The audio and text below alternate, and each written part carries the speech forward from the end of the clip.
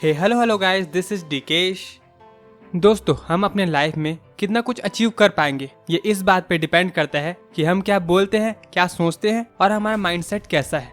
और ऐसा क्यों होता है कि बहुत सारे लोग अपने लाइफ में कुछ बड़ा अचीव नहीं कर पाते और पूरे वर्ल्ड में 1% या उससे भी कम लोग अपने लाइफ में कुछ ढंग का कर पाते हैं और अपना नाम बना पाते हैं। इसका कारण है उनकी मेंटालिटी, उनकी सोच जो उन्हें बड़ा या छोटा बनाती है। तो दोस्तों, इस वीडियो को लास्ट तक देखना। इस वीडियो में मैं आपसे शेयर करूंगा कि एवरेज और हाई मेंटालिटी के लोगों का माइंडसेट कैसा होता है। So let's begin. Average mentality के लोग काश में जीते, काश मेरे पास अच्छी नौकरी होती या काश मेरे पास ज्यादा पैसा होता। ऐसे लोग होते हैं जो मुझे ज्यादा सपोर्ट करे। इनका फोकस खुद से ज्यादा दूसरों पर होता है कि दूसरे क्या कर रहे हैं, और कोई दूसरा जब कुछ अचीव कर लेता है तो वो सैड फील करने लगते हैं। उन्हें लगता है ये चीज मुझे भी मिलनी चाहिए, काश ये मेरे पास भी होता या काश मैं भी वो अचीव कर पाता। और इसके अपोजिट हाई मेंटालिटी की सोच होती है, अगर कोई काम दूसरा कर सकते हैं तो मैं क्यों नहीं। उन्हें चैलेंजेस पसंद होते हैं, उन्हें खुद पे बिलीव होता है, चाहे उनके पास पैसे या रिसोर्सेस हो ना हो। और इम्पोर्टेंट भी यही है कि आप खुद पे यकीन करो।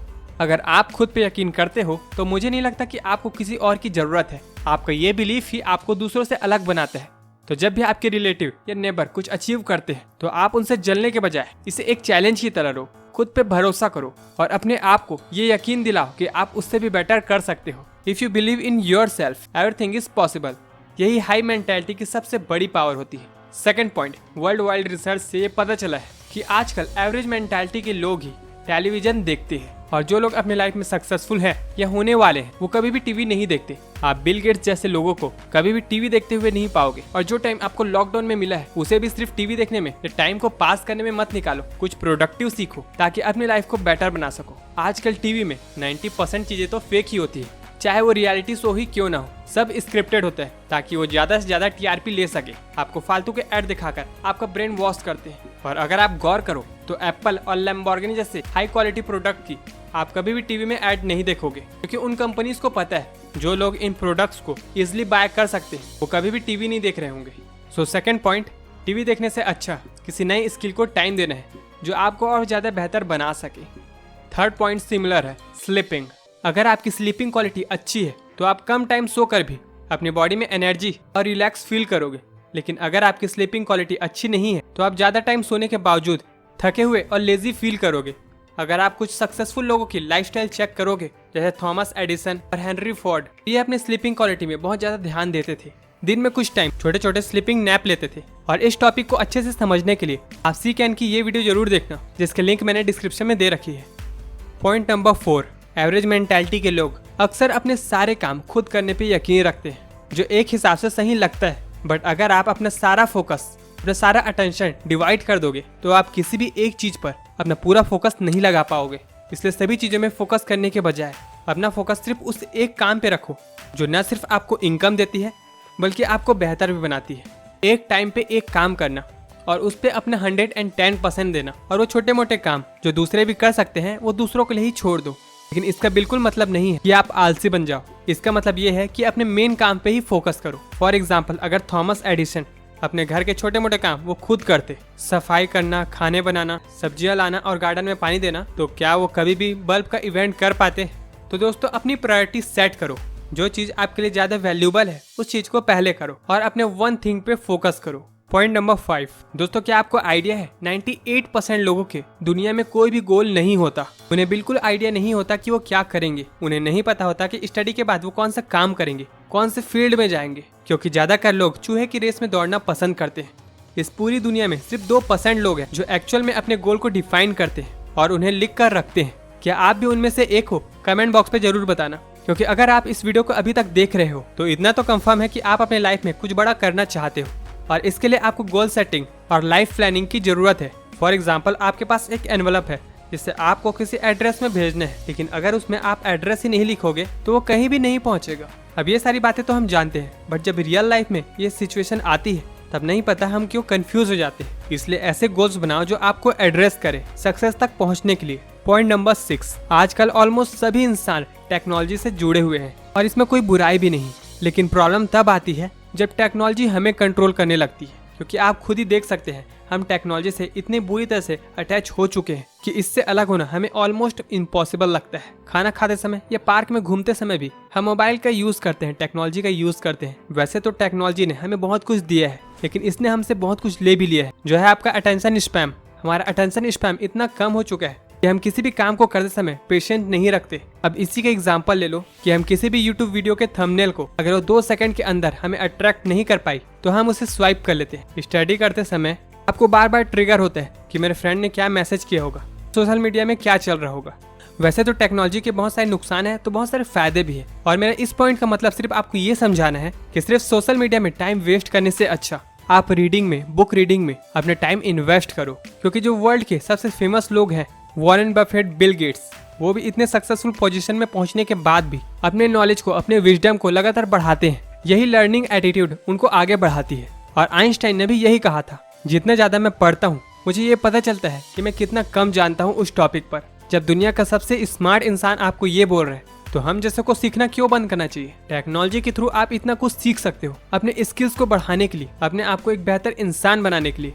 लर्निंग के थ्रू खुद को पॉलिश करो ताकि आप दुनिया में निखर के बाहर आओ।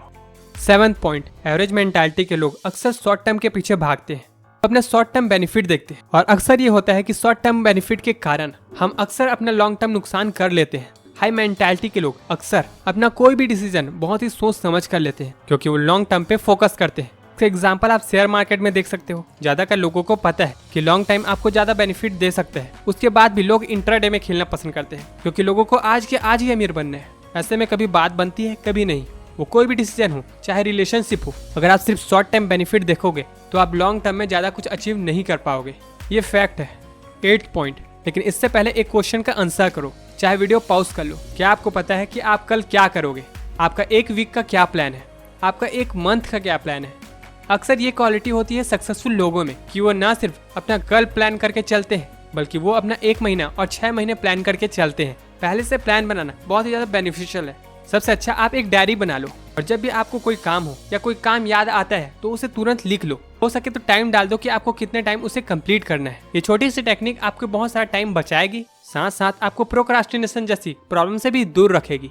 और हर रात लिख लो कि आप नेक्स्ट डे क्या करोगे। कम से कम कुछ ऐसी चीजें लिख लो जो आप मॉर्निंग उठते ही करना पसंद करोगे। इससे आपको 2 फायदे होंगे। पहला फायदा, आपके माइंड में क्लियर हो जाएगा कि आपको क्या करना है। दूसरा फायदा, आप सबकॉन्शियस माइंड के बारे में तो जानते ही हो, और ये तब ज्यादा अच्छे तरीके से काम करता है जब आप सो रहे होते हो, और ऐसा करके आप अपने माइंड में इसे पूरी तरह से क्लियर कर देते हो, जिससे सबकॉन्शियस माइंड आपको काम करने में मदद करता है, आपकी एनर्जी लेवल को हाई रखता है। कुछ साल पहले मेरी लाइफ ऐसी हो चुकी थी कि मैं हर चीज करने के बारे में सोच रहा था। स्केचिंग करना, ग्राफिक डिजाइनिंग, पापा का बिजनेस, अपना यूट्यूब चैनल, बुक्स पढ़ना, जिस वजह से मेरी लाइफ बिल्कुल एवरेज हो चुकी थी। तब मैंने डिसाइड किया अपना मैं सारा फोकस मैं अपने यूट्यूब चैनल को दूंगा। हालांकि मेरे पास इसके अलावा भी बहुत सारे काम हैं। इसके बाद भी मैं मंथली 1 से 2 वीडियो तो डाल ही रहा हूँ, और आप टाइम निकाल के मेरी वीडियोस को देख रहे हो। ये मेरे लिए बहुत बड़ी अचीवमेंट है। अक्सर सक्सेसफुल लोग अपना पूरा ध्यान, अपना पूरा फोकस अपने सिर्फ एक ही काम पे रखते हैं और बाकी सारे काम से अपना ध्यान हटा लेते हैं, जिसकी वजह से वो अपने फील्ड में मास्टरी अचीव कर पाते हैं। पॉइंट नंबर 10, शो ऑफ करने की आदत तो हमारे नेचर में ही है, हमारे ह्यूमन नेचर में ही है।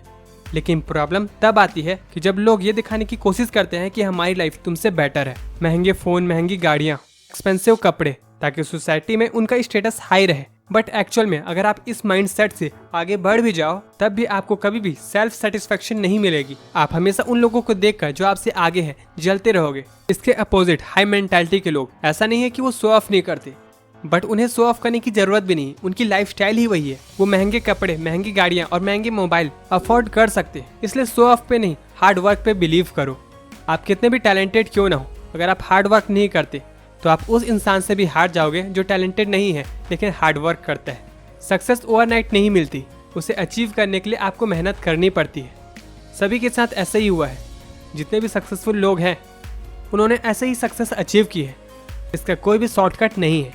तो दोस्तों ये थे 10 पॉइंट जो आपको बताते हैं कि हाई मेंटालिटी और एवरेज मेंटालिटी के लोगों में क्या डिफरेंट होता है। तो ये अब आपके ऊपर है कि आप क्या बनना चाहते हो, क्या आप चॉइस करते हो, एवरेज होना या एक सक्सेसफुल लाइफ जीना। अगर अभी तक इस वीडियो पे बने हुए हो तो दोस्तों कमेंट करके जरूर बताना कि कौन सा पॉइंट आपको सबसे ज्यादा पसंद है और कौन से पॉइंट से आप एग्री नहीं करते। Like, comment, share and subscribe. Thank you for watching guys.